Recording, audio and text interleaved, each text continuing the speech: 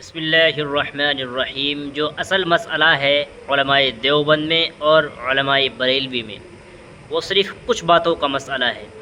ایک مسئلہ تو یہ ہے کہ علماء دیوبند یہ کہتے ہیں کہ رسول اللہ صلی اللہ علیہ وسلم کے بارے میں کہ رسول اللہ صلی اللہ علیہ وسلم کو علم غیب نہیں تھا۔ علماء بریلوی یہ کہتے ہیں کہ رسول اللہ صلی اللہ علیہ وسلم کو علم غیب تھا۔ یہ سوچنے والی بات ہے۔ اب کچھ احادیثیں ایسی ملتی ہیں کہ جن سے ایسا لگتا ہے، پورا پکا ثبوت نہیں ہے، صرف ایسا لگتا ہے کہ رسول اللہ صلی اللہ علیہ وسلم کو علم غیب تھا۔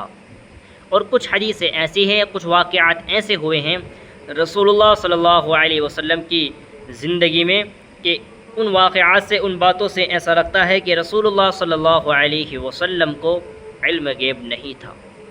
اب یہ دو باتیں ہو گئیں۔ اب انہی دو باتوں سے دو جماعت کھڑی ہو گئی۔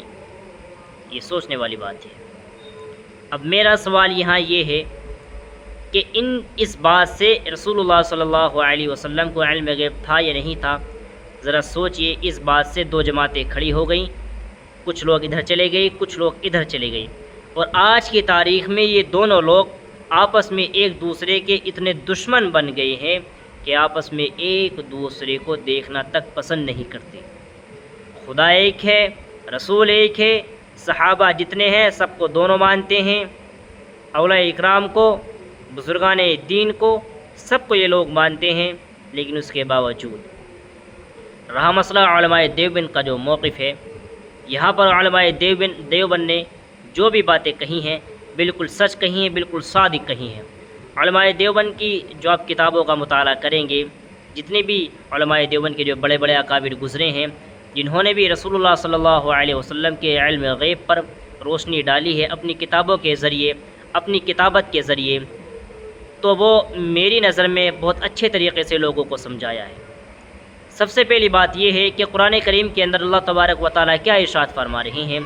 آپ دیکھیں گے قرآن کریم کے اندر بہت جگہ ایسی ہیں کہ جن میں اللہ تبارک و تعالیٰ خود کہتے ہیں کہ ہر انسان کو، بشر کو، کسی کو بھی چاہیے کہ وہ دعا مجھ سے کرے، مجھ سے مانگے۔